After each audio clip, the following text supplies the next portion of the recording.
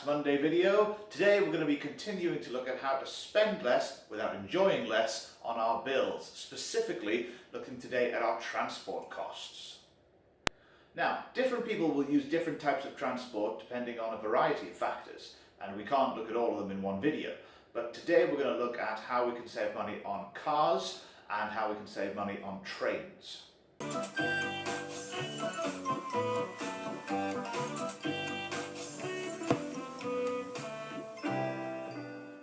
Now, firstly, thinking about cars, according to research done at reinventparking.org, there's a link to this research in the description, the average car spends 95% of its time parked. This is a staggering amount of time to spend doing nothing on something that so many people spend so much money on. And so the first thing we can do if we're trying to money max our car usage is to consider what car we're going to buy. How big and expensive a car is going to be will depend on a number of factors. I'm thinking, how many people are going to be travelling in it, how far are they going to be travelling, and how often are they going to be travelling that distance. And we need to ask ourselves these questions when we're buying the car to start with. If your car is going to spend 95% of its time parked, does it need to be very, very large? However, if you've already got a car and you're not planning on getting another one in the near future, there is a number of things that we can do in order to cut down the costs of using this car. Firstly, how much do we really need to use it? We can get lazy when it comes to our car usage and start using it for journeys that we're perfectly capable of walking or cycling for, like going to get a pint of milk from the shop or getting the morning paper. Ask yourself, if I didn't have the car, would I be happy to pay for a taxi for this same journey? And if the answer is no, then go for a stroll.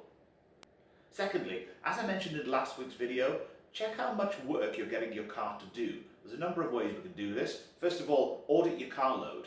Take out unnecessary weight that you're just carrying around in the boot, because having this unnecessary weight will add work to the car, which will cause it to use more fuel.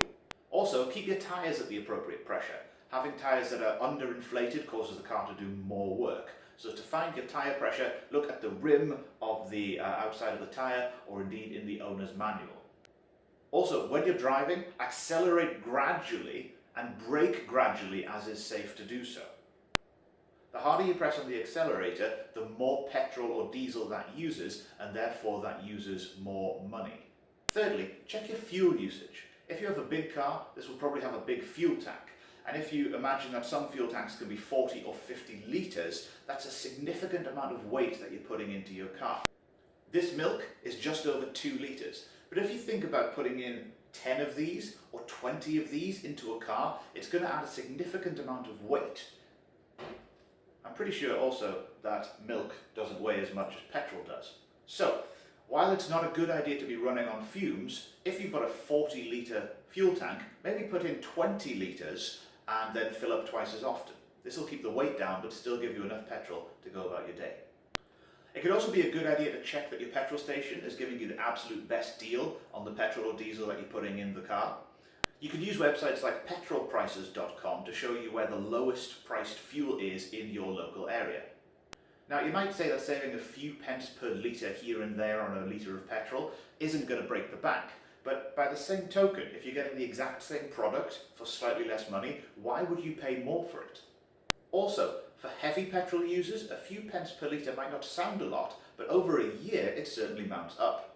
As this screen grab from petrolprices.com tells us, as of last Thursday, the cheapest unleaded petrol in the UK was 117.8 pence per litre, while the most expensive was 136.9 pence per litre.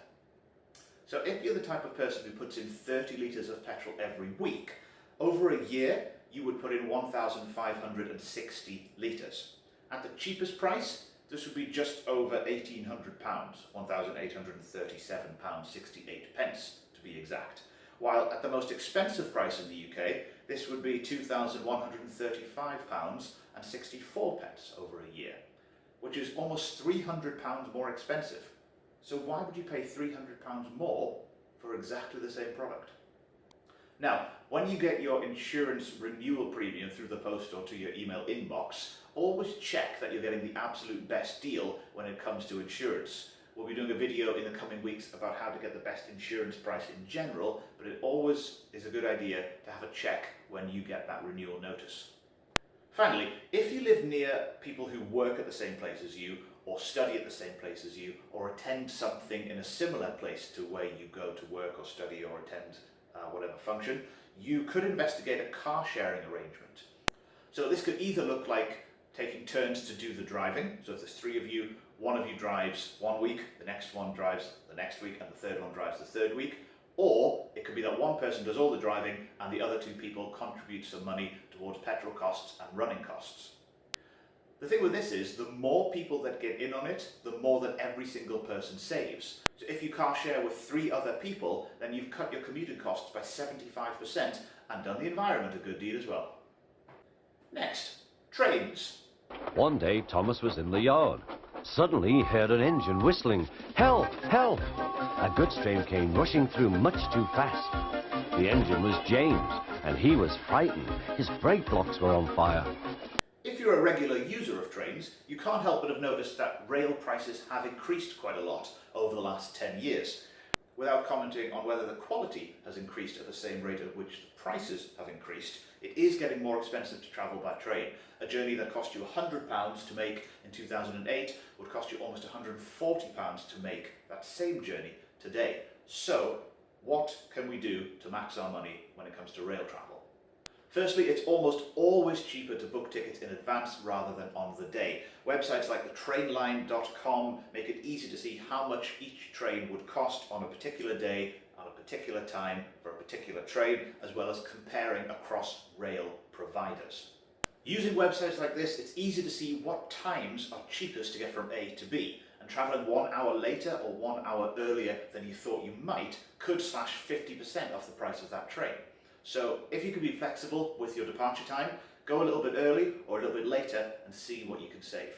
It should also be said that booking on a specific train, say the 9:43 to Manchester, is almost always cheaper than booking an open ticket that lets you get onto any train. The disadvantage of booking a specific train is that if you miss it, there's very little you can do to get your money back, but with good forward planning this is avoidable and it can drastically reduce the cost of your ticket.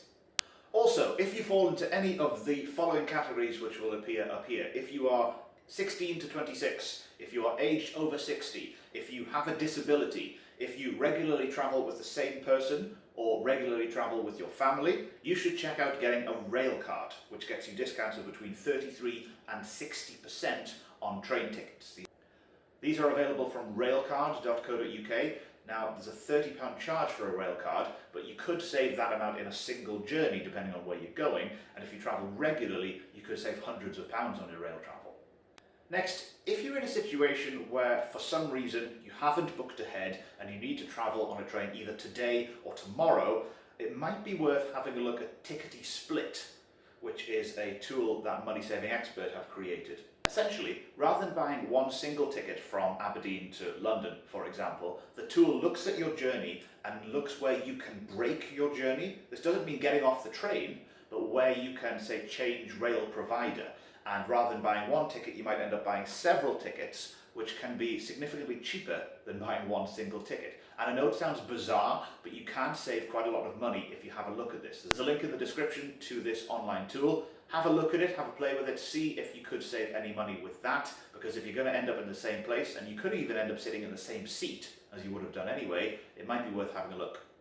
Finally, if you're a regular train user, or indeed a regular bus user, you can save a lot of money by buying a season ticket for either a week, a month, or indeed a year. Now, the longer the duration, the cheaper each individual journey works out to be, but obviously if you buy a year's ticket, that's going to cost a lot more upfront than buying, say, a month's ticket. So do the maths and figure out which is a happy medium for you. Now, as I mentioned at the start of the video, the cheapest way to get from A to B is to walk. It involves no transport costs. Now, if you're going from Aberdeen to London, you're going to need to put aside about 8 days to walk there, so that might not be the most time efficient, but ask yourself, do I need some form of transport for this journey? If the answer is yes, then use all the things I've mentioned in this video in order to make that the cheapest journey you can. So that's it for today. Thank you very much for watching. Thank you to everyone also who has subscribed to our YouTube channel, as well as left comments or indeed asked questions or left video requests. If you have any more of those video requests or questions or comments, please feel free to leave them in the comment section below. Next Monday, I'm going to be explaining what services MoneyMax offers beyond videos on YouTube and how that could affect you personally. So thank you very much for watching, and I'll see you next Monday.